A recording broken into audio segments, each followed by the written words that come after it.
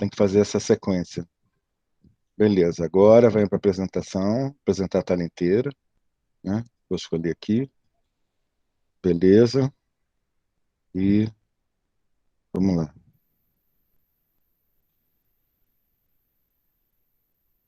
Thales ou Kaique, vocês estão vendo a Tá, apresentação? tô vendo, tô vendo. Tá dando Beleza, pra... beleza, gente. Então, olha só. Essa aula, tá? A gente vai falar sobre lógica, né? Só uma introdução, tá?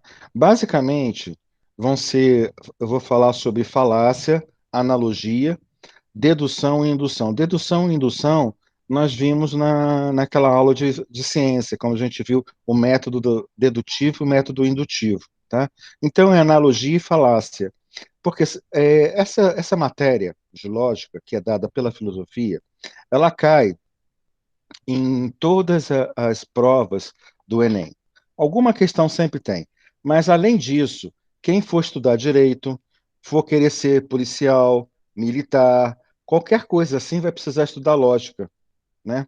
Policial federal, policial civil, policial rodoviário federal, né? Sei lá, do médico legal, qualquer um precisa estudar lógica, porque faz parte do currículo de preparação. E o direito também, né? Então, a primeira pergunta é, lógico, o que que é isso, né? O que que chama de lógica, né? Porque a gente está acostumado no senso comum a falar assim, isso daí é uma coisa lógica, como se fosse uma coisa evidente, uma coisa correta, uma coisa que não tem dúvidas, né? E é mais ou menos isso. A lógica, tá? Vem do grego logos, né? Que significa palavra, proposição, oração, mais um pensamento ou razão, precisamente, né, é utilizado para a gente validar os raciocínios, né? Ou seja, os argumentos, né? Ou seja, a gente pode analisar se uma pessoa, vamos trocar em outras palavras, está, se uma pessoa está mentindo ou não, né, por exemplo, né? Então, a gente consegue avaliar a veracidade daquilo que está sendo colocado, né? Então, trocando em palavras, a lógica é uma ferramenta muito poderosa, que a gente pode utilizar em qualquer lugar. Inclusive, vocês vão poder usar a filosofia como se fosse a matemática e o português para o resto da vida.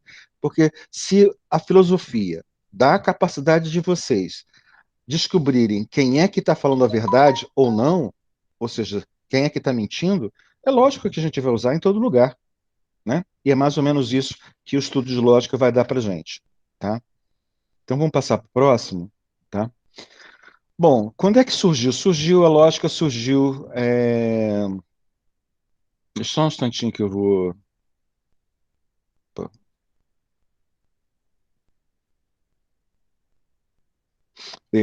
Ela surgiu no século IV antes de Cristo, tá? O cara que começou com ela foi o Aristóteles, tá?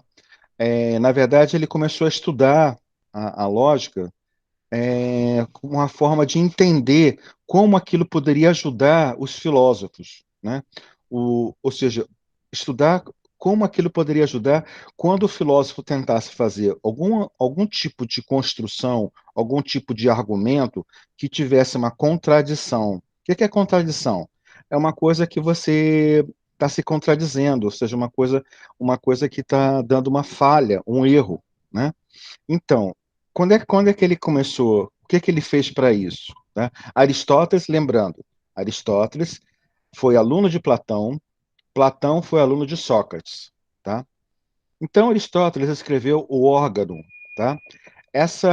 Nesse trabalho, no órgão, nessa obra, ele tentou juntar as funções lógicas, tá, como funcionam, como uma forma de instrumentar os filósofos a eliminar qualquer tipo de contradições nos seus pensamentos, né? Então ele tinha uma finalidade de apresentar instrumento que fosse válido para eles poderem apresentar a verdade. Lembra que o filósofo é aquele que busca a verdade. O sofista, o sofista ele só quer ganhar, né? A gente vai ver o sofista hoje um pouquinho. O sofista é aquele que é o contrário do filósofo. O filósofo busca a verdade, o sofista ele não quer buscar a verdade. Para ele tudo é relativo.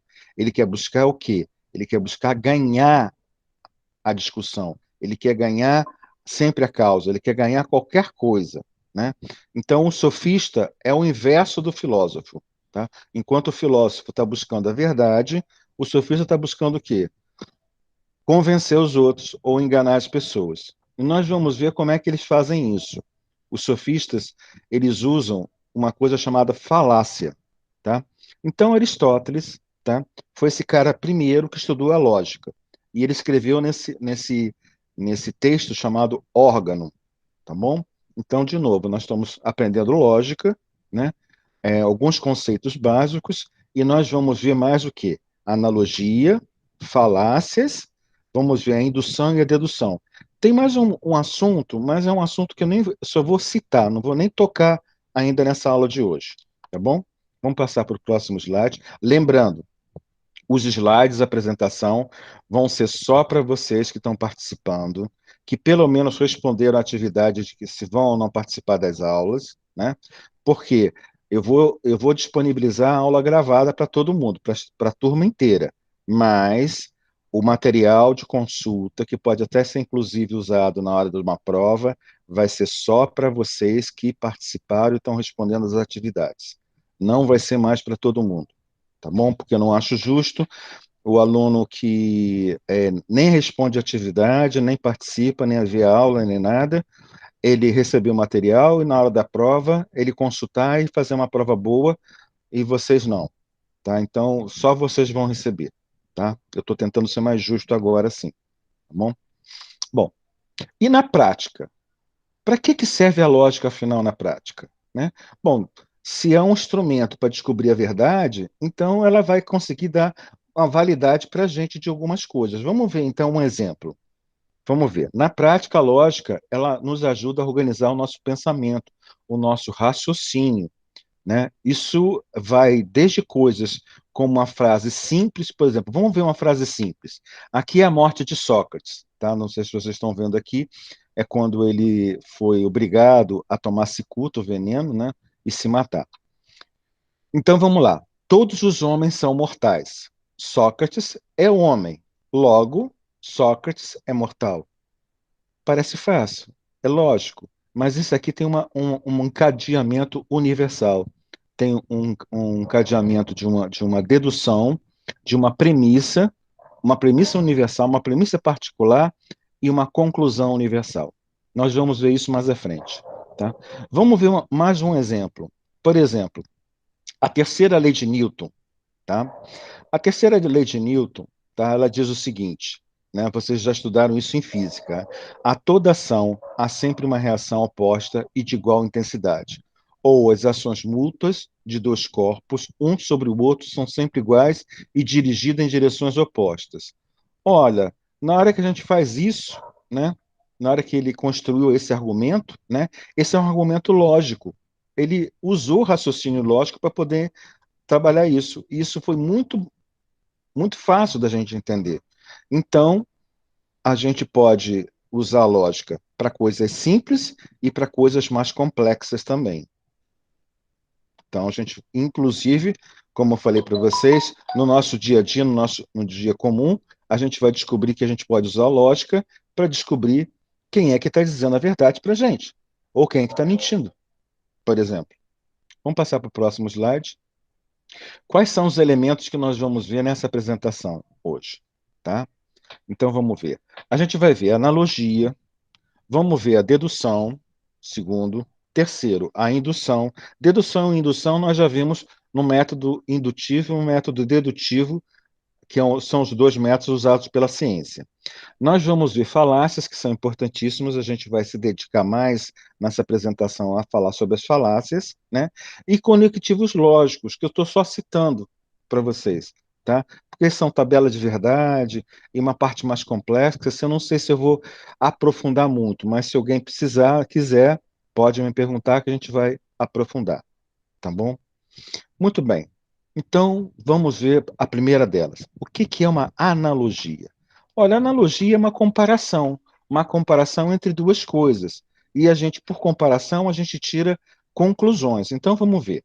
A analogia é um tipo de raciocínio que procede a partir de semelhanças, de comparações entre casos particulares, sem, no entanto, chegar necessariamente a uma conclusão universal, mas tão somente a uma conclusão particular.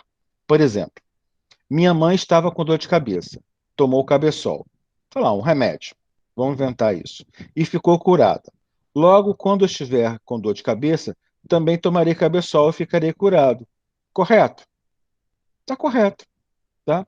É uma analogia correta, né? Ou seja, ele teve uma analogia particular e não uma analogia universal. Se ele, né, se a mãe dele tomou, né, e ficou boa, provavelmente se ele tomar também o remédio, também vai ficar bom também. Então, isso é uma analogia, uma comparação. Vamos passar para o próximo slide. E como é que funciona uma dedução? Por exemplo, a teoria do Big Bang é uma dedução, né? É um método científico dedutivo, né? Vamos entender o que ela diz. A dedução é um tipo de raciocínio que parte necessariamente de uma proposição universal para concluir uma premissa particular. Essa premissa se apresenta como necessária, essa premissa particular, ou seja, deriva logicamente das premissas anteriores. Por exemplo, todo homem é mortal, premissa universal. Por que é universal? Porque a gente está dizendo uma coisa que é para todo mundo, todo, tudo, todo, né? Ninguém, por exemplo, ninguém também é universal, só que é universal negativo, né? Então, todo homem é mortal, Sócrates é homem, premissa particular. Conclusão, logo Sócrates é mortal. Ou seja, uma universal, uma particular e uma conclusão. A gente viu isso agora mesmo, como um exemplo de uma analogia também, como uma construção lógica. Então, ao analisar, a gente sabe que isso aqui, então, é um raciocínio dedutivo. A gente usou a dedução. Chamamos isso de dedução. Professor, Pode falar. mas quando ele morreu, as pessoas pensaram que, tipo assim, pensavam que não era mais imortal ou continuava pensando que era imortal? Não, continuava pensando que ele era mortal, sim, lógico, né? Ah, tá. É porque a mesma coisa poderia ser conosco, por exemplo, o Casé. Todo homem é mortal. Casé é homem, somos um ser humano. Logo, o Casé é mortal. Então a gente só uniu, né, a universal com a particular. E aí tirou uma conclusão. Da universal com a particular, a gente tem uma outra conclusão, né? É assim que funciona o pensamento de dedução, né? O objetivo daqui é a gente chegar no pensamento dedutivo, entender como funciona, né? Então, mas tem outro tipo de pensamento, outro tipo de lógica. Esse daqui é chamado de dedução. O outro tipo de lógica é chamado de indução. Qual a diferença? Olha, a dedução é sempre assim: a gente tem alguma coisa universal, depois uma coisa particular, a gente faz uma comparação e tira uma conclusão. A indução, a gente tem que ter um monte de casos particulares, e a partir dos casos particulares, a gente tira uma premissa, uma coisa universal. Por exemplo, a indução é o raciocínio que, após considerar o número suficiente de casos particulares, conclui uma verdade universal. Então, vamos ver um exemplo. Por exemplo, eu não sei falar francês, nem meu vizinho da frente, nem minha vizinha do lado, nem o zelador. Aí eu posso concluir o quê? Logo, ninguém no meu prédio sabe falar francês. Tá certo. Esse pensamento é o pensamento correto. Agora, que tipo de pensamento é esse? Você vê, ele comparou coisas particulares. Ele comparou. Ele não começou pela universal. Qual é? Ah, ninguém no meu prédio fala em francês. Não. Primeiro ele começou. Eu não sei falar francês. Meu vizinho, meu outro vizinho, meu zelador. Então ninguém sabe falar francês. Então ele começa com o particular e depois chega à conclusão universal. É diferente se a gente subir aqui, ó, da dedução. A dedução é sempre o quê? Começa com a premissa universal, vai para a particular e depois chega à conclusão. Já no outro, na indução, é diferente. É particular, depois de várias particulares, chega na conclusão universal.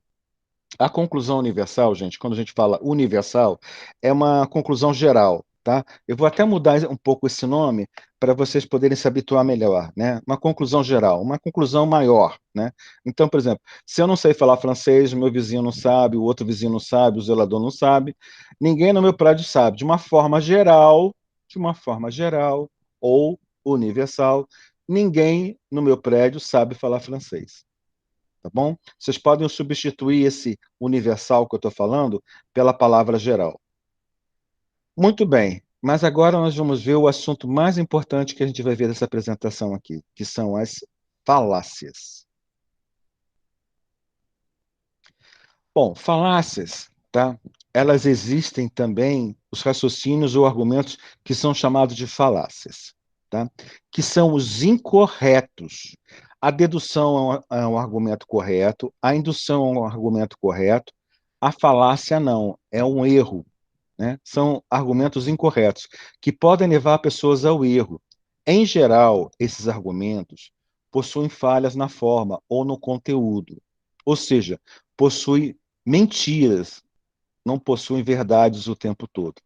Quando feito de modo intencional, é chamado de sofisma.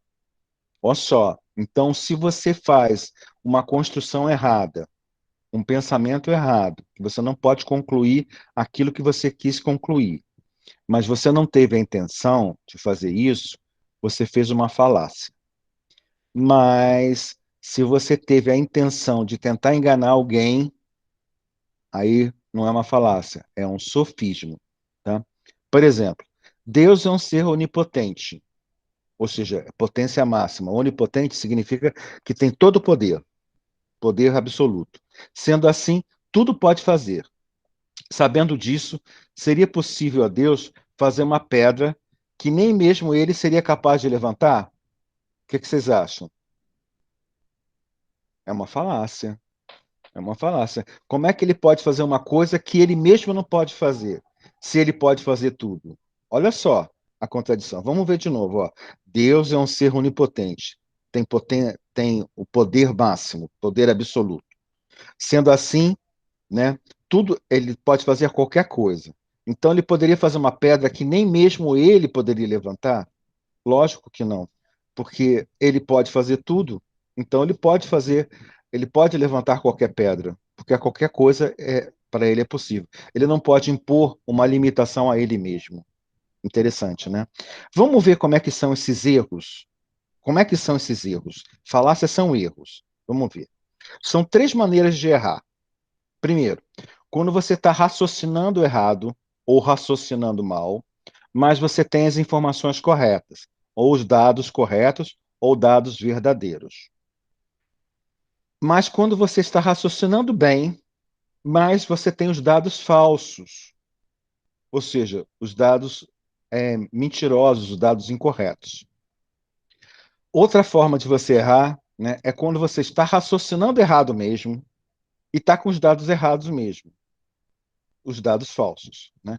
Então só existe uma maneira de você acertar, é quando você raciocina correto e você tem os dados corretos. Então, olha só, para cada vez que a gente acerta, a gente tem três erros. Interessante, né? É mais fácil errar, é mais fácil mentir do que dizer a verdade.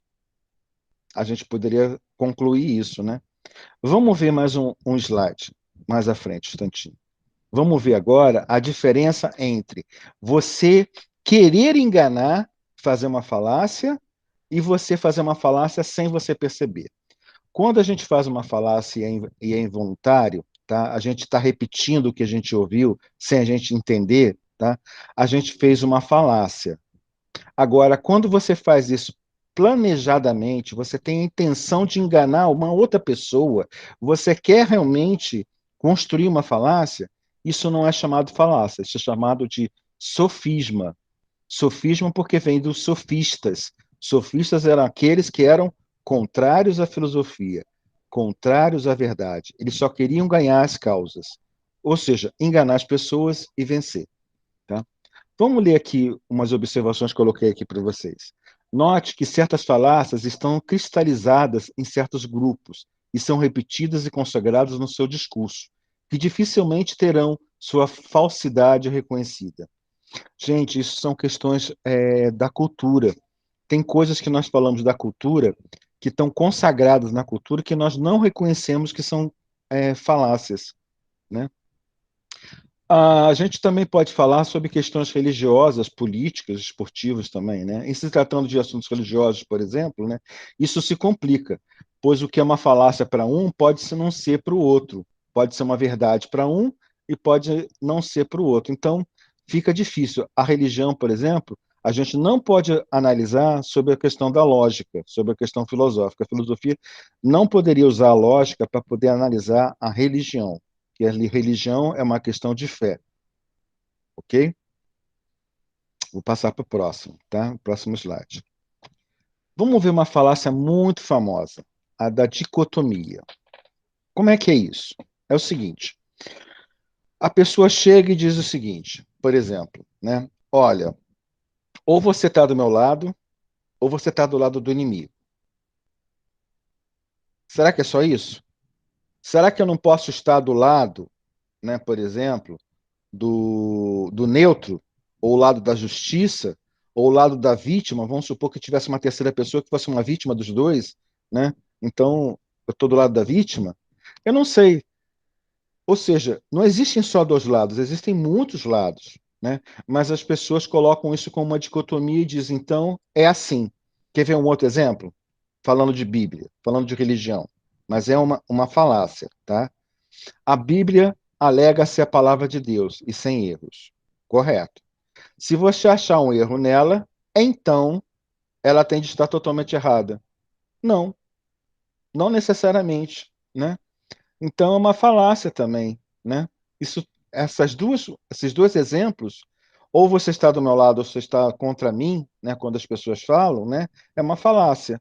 E esse caso da Bíblia, esse exemplo, também é uma falácia também, ou seja, é um pensamento errado, não vale, não é válido como um argumento, perfeito?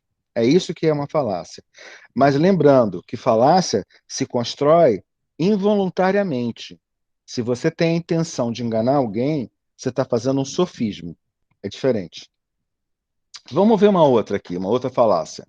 Feminismo não é o contrário de machismo, nós sabemos disso. Mas quem é contra o feminista é automaticamente machista? Será? Será que quem é contra o feminismo é automaticamente machista mesmo? Ou será que isso é uma falácia? Isso é uma falácia, né, gente? Isso é uma falácia. Tá? Vamos ver uma outra falácia aqui. Essa é da circunstância. Tá? A falácia da circunstância é muito fácil de entender. Tá? Por exemplo, Paulo diz que detesta a superstição, mas o Paulo possui um pé de coelho. Então, qual a conclusão? Bom, se ele está dizendo que detesta a superstição, ele possui um pé de coelho, deve haver alguma superstição. É uma falácia circunstancial. Sabe quem usa muito isso? Né? São os advogados no direito. Por exemplo, quer ver um caso? Olha, aquele cara, né, é um criminoso. Então, logo, ele não pode falar a verdade. Por que não? É a mesma coisa que eu dissesse o seguinte, uma testemunha. Aquela testemunha, aquela mulher, é prostituta, então ela não pode dizer a verdade. Por que não? Lógico que pode dizer a verdade. Todo mundo tem o direito de dizer a verdade, né? E se ele tiver sob juramento e for testemunha, ele está dizendo a verdade, né? Então, ele pode estar mentindo também, mas de qualquer forma você não pode concluir por causa de uma coisa. Então, chama-se falácia circunstancial. Mas tem outros tipos. Essa é muito simplesinha, essa é do homem de palha, né? É uma tentativa de refutar a afirmação confundido com uma coisa mais plausível. É uma coisa muito simples. Por exemplo, não pode existir verdade se qualquer coisa é relativa. Olha, não pode existir verdade se qualquer coisa é relativa, então a teoria da relatividade de Einstein não pode ser verdadeira. Pronto. Ou seja, é uma conclusão de homem de palha, uma conclusão simples, errada, né? Não se pode falar isso. Vamos ver uma outra falácia. Essa falácia é mais forte. Essa falácia, então, é interessantíssima. Eu vou citar um outro exemplo, em vez de citar esse exemplo aqui, que é o recurso à força. Quer ver? É o seguinte: imagine só que eu dissesse para vocês: ó, você deve acreditar em Deus, porque se você não acreditar em Deus, você vai para o inferno. O que eu estou fazendo? Eu estou forçando você a acreditar em Deus, porque senão você vai para o inferno. Eu estou fazendo uma ameaça. Eu estou fazendo um recurso à força. Eu estou forçando você a acreditar na minha palavra. Então, é uma tentativa de estabelecer uma conclusão através de uma intimidação. Por exemplo, aí tem um exemplo aqui que eu coloquei. Quem não aceitar as ideias do patrão será despedido. Olha, é uma ameaça, né? Exatamente como aquela que eu falei de Deus, né? Se você não acreditar, você vai para o inferno. Bom, tem mais uma outra que é apelo à autoridade. Essa, então, gente, é muito fácil de entender. Falácia do apelo à autoridade. Ad veracundium, né? Como é que ela funciona? Acontece todo dia. Quer ver uma coisa pela autoridade? O professor está sempre certo. Por isso você está errado. Se eu dissesse isso, eu estou usando o quê? Uma falácia da autoridade. Ué, porque eu sou professor, eu realmente tenho que estar sempre certo? Não, não por isso, né? Então, por exemplo, olha só um exemplo. A gravidade existe, pois Isaac Newton disse isso. Isaac Newton, vocês devem saber, foi um dos maiores cientistas, e é lógico que foi ele que formulou a teoria da gravidade. Mas não é porque ele disse isso, é porque ele comprovou, foi comprovado a teoria, a lei da gravidade, né? Quer ver um outro exemplo de falácia com apelo à autoridade? Olha, você deve parar de fumar, senão você vai morrer, porque o médico disse isso. Olha, é porque o médico disse, porque ele é o médico, que eu vou morrer se eu não parar de fumar? Eu posso morrer de outra coisa, né? Por exemplo, né? Então, esse tipo de falácia é construído o tempo todo no dia a dia da gente, né? Que é o chamado de apelo à autoridade. A autoridade, tá bom? Vamos ver outro aqui. Esse aqui nós já vimos, que é o apelo à força, a autoridade de novo, nós já tínhamos visto, né? Sim, esse daqui é muito, muito bonitinho, que é o apelo ao povo, ad populum. Por exemplo, vamos falar em termos de eleição, né? Vamos ver aqui, ó. Exemplo: Lula vai ganhar as eleições porque todo mundo diz isso. Ué, porque todo mundo diz isso, ele vai ganhar as eleições? Não quer dizer que vai ganhar. Então não é verdade, né? Isso é uma falácia, né, ao povo, né? Ou seja, com apelo ao povo. Não é porque todo mundo diz que a coisa existe. Se todo mundo disser que a morte não existe, né? A gente vai acreditar que a morte não existe? Então, é a mesma coisa que a gente pode concluir. Apelo ao povo. É uma falácia. Da misericórdia. Da misericórdia, as pessoas usam isso o tempo todo. Muitas vezes na hora das provas, quando alguém fica faltando algum ponto, fica perguntando: pô, mas eu estudei tanto, professor. Puxa vida, será que não dá para dar um ponto, 2 pontos, né? Às vezes acontece isso. Olha só um exemplo aqui: tentativa de justificar o seu erro apelando para a pena e simpatia dos outros. Por exemplo, vamos ver aqui um exemplo que é bem nítido. Por favor, seu guarda, não me multe. Olha, meu filho estava morrendo de fome e tive de levá-lo na lanchonete antes de voltar para o carro. Ou seja, ele parou o carro num lugar que ele não podia parar, e aí o guarda foi multar e ele está dizendo: não, é por causa do meu filho. Né? Alguma pergunta? Eu vi o áudio aí, alguém quer falar alguma coisa? Não? Então vou continuar. Então, esse aqui é a falácia do apelo à piedade. Nós vimos a falácia da força, a falácia da autoridade, a falácia do apelo à piedade e a falácia do apelo ao povo.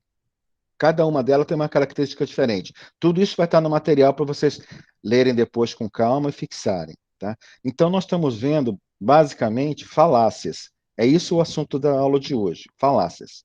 Tá? Vamos passar para a próxima. Tá? Esse daqui é muito legal, o apelo à ignorância. Né? Ocorre quando algo é considerado verdadeiro, só porque ninguém provou que é falso, ou vice-versa. Note que é diferente do princípio matemático de considerar falso até que se prove que é verdadeiro. É diferente. Por exemplo, João diz a verdade, pois ninguém pode provar o contrário. Ó, se eu não posso provar que o João está mentindo, então ele está dizendo a verdade? Será que isso. Não, isso é uma falácia. Uma falácia.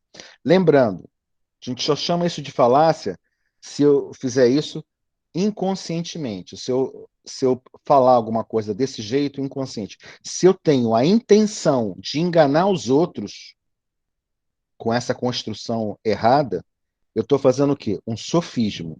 Falácia é quando você faz sem querer. Quando você faz intencionalmente para enganar alguém, é um sofismo. É diferente. Mas tem o mesmo nome. É a mesma estrutura. Bom, e a conclusão irrelevante? Essa daqui, então, é aquela do maluco, sabe? Aquela que o cara chega assim e conclui coisas que não tem nada a ver. Consiste em utilizar argumentos válidos para chegar a uma conclusão que não tem relação alguma com os argumentos utilizados. Vamos ver um exemplo. Eu acho que é muito bom ser mais rigoroso na avaliação dos estudantes. Ok. Contudo, nós estamos numa crise financeira e não queremos que nossos salários sejam afetados. O que tem uma coisa a ver com outra? O que o salário e a crise financeira tem a ver com ser rigoroso com os estudantes? Ou seja, isso daí é uma falácia de conclusão irrelevante. O cara conclui uma coisa que não tem nem pé nem cabeça. Vamos colocar assim, o termo certo é esse, não ter nem pé nem cabeça, né? Que eu acho que vocês entendem muito bem. Então, é chamada de conclusão irrelevante, tá? A pista falsa, essa falácia é interessante. O sofismo, né? É muito interessante, porque as pessoas, às vezes, cometem isso sem querer. Mas o exemplo que eu estou botando é um exemplo muito simples para a gente poder entender. Esta é uma falácia que é cometida quando alguém introduz material irrelevante a um assunto sendo discutido.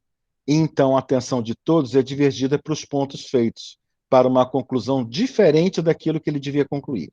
Por exemplo, o Grêmio, o, o, o, o clube de futebol, tá? O Grêmio foi campeão gaúcho vencendo o Inter, que foi campeão das Libertadores. Logo, o Grêmio será o campeão das Libertadores? Será que é isso? Tá certo? Ou seja, só porque ele venceu o Internacional numa partida ou numa quantidade de jogos, né, quer dizer que ele vai vencer a Libertadores? Não, não tem nada a ver. Então é chamado de falácia da pista falsa.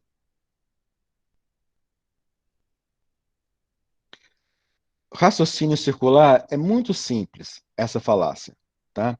Ocorre quando o argumento assume sua própria conclusão. Olha só esse exemplo aqui, ó. Esse exemplo é muito engraçado. Suponha que Paulo fala a verdade. Ok, Paulo fala a verdade, tá? Paulo está falando.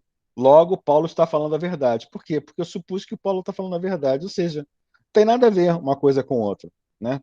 Olha só um outro exemplo aqui. Nudez em público é imoral. Ok, é imoral. Por quê? É uma ofensa evidente. Ora, ofensa evidente é uma coisa imoral. Então está dizendo, é a mesma coisa que está dizendo, nudez em público é imoral porque é imoral. Ou seja, não está dizendo nada. É raciocínio circular. Bom, a última matéria de hoje, tá, é silogismo.